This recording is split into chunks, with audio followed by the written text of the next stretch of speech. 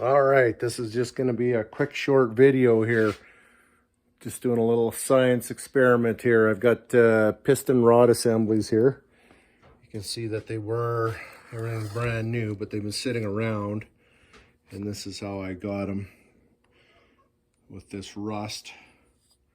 So basically what I'm going to do is I'm going to try and let them soak in some vinegar.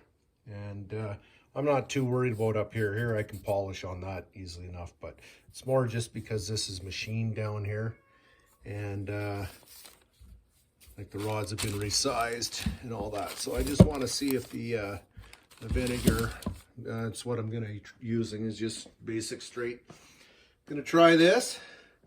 We're going to see if it's going to work. So this is just to show you what they look like before. So here's the rest of the set here. So I've got them set up here, and I just put these in, and I think what I'll do is I'll leave them sit overnight, and we'll see what it does. And yeah, I'm just more curious about getting the big ends cleaned up. Like I say, on the actual, on the beam part of the connecting rod. I mean, I can it's very light rust. I can clean that up, wire wheel or whatever, just anything. Probably even just, probably just a Scotch-Brite will take a lot of that off. But I'm just going to try the old vinegar trick. Seen some other YouTube videos there, and it seems like it works pretty good. Well, I just put them in. It's about 4:30. Well, it's 4:30 on Sunday here, and yeah, we're gonna see what happens. So do 4 at a time, and see how it works out. And those are for the 396 build. Again, this stuff was all machined brand new, but it's been sitting for a long time, like well over 20 plus years.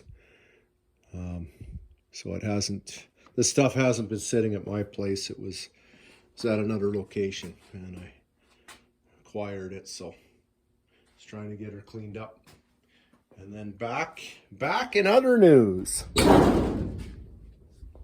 the old 6.2 Impala is masked up, and yes, it was time consuming as always, especially when you're doing everything by yourself, as I am a one person show. But it's up on stands, and because of the underside being all painted, I don't want to trash it by being lazy and not masking. So as you can see, I've got her sealed up pretty good. I've even fully masked the even though I've got this taped to the floor, I actually put paper from the inner rocker right across to the other inner rocker on the other side. And inside the door jambs are all masked up. And I just got to catch a couple edges that were missed, just the wet sanding. So I'll give her a once go over. And yeah, and this way I can gonna do the trunk and the hood separately, and this way I can get nice clean spray all into the jambs, no lines, so it'll be all nice and clean into the trunk. And then same thing with the fenders. Even though I already did spray the inner fenders, I'll respray this inner jamb here, so it'll be all molded in nice as one. And everything was pre-fit up too, so even before I started the body work. All the metal work was done. Every panel was fit. It's not, I wouldn't say it's 100%, but I'd say it's, I would say it's a very good representation of 1962 gaps, maybe even a little better. I tweaked a couple spots, but looking more to make this representative of an original car, not a smooth out and change the contours from the factory. I wanted this car to be kind of as much original as it should be for the most part. When I did the quarters on this, I just did partials, and it's noticeable. I see some cars too. You can see this way how there's actually a nice crown this way. But when you get these, at that time when I got the quarter skins, they were fairly flat. So I actually had to get that crown into it. And another dead giveaway, if you look at restored 62s, is just the width of this here. If you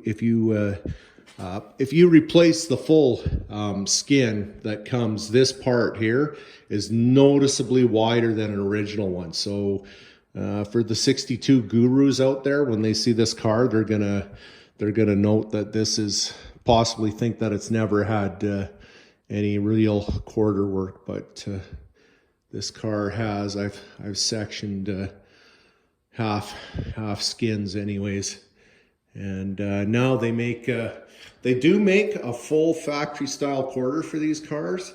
So if anybody has changed them out, I'd be curious. Let me know in the comments.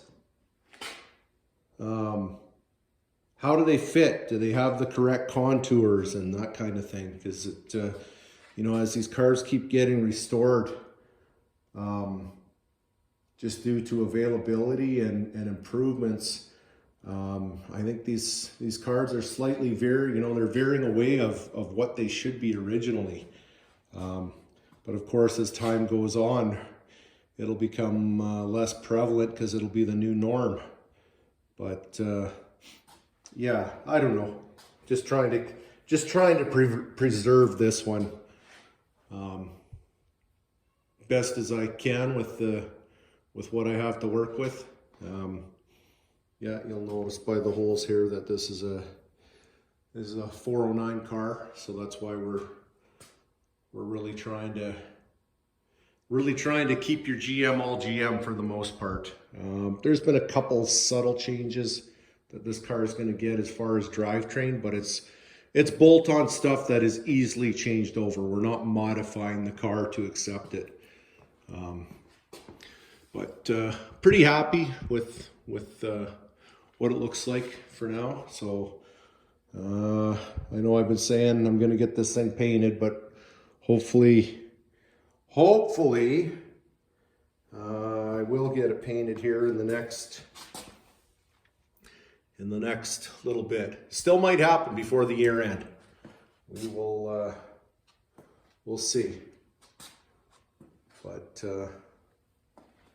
for the 62 Impala gurus out there, here it is now. So the next time you see it, hopefully it'll look like Santa's sled, basically. It's going Roman red. The reason for the tinting of the red was just, I had some paint, and it was just each time I blocked it, prime and block it, just to see where I'm at. I could seal it, but I'm not going to. It's all basically, all the metal's covered anyways. The gray is where I've had the odd little touch-up breakthrough, gone back just to seal it up. But here we are. There's been a lot of hours put into this thing, so hopefully the results will complement the final paint job. Hopefully it represents the amount of hours put into this car accordingly. But anyways, yeah, that's it. Masked up. And we'll be back. I'll probably leave those rods to sit overnight.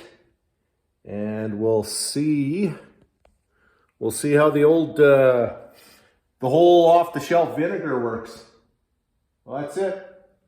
Not sure when I'm going to post this or when I'll be posting again. So if I don't get it done before Christmas, I'll say Merry Christmas, Happy New Year now to all.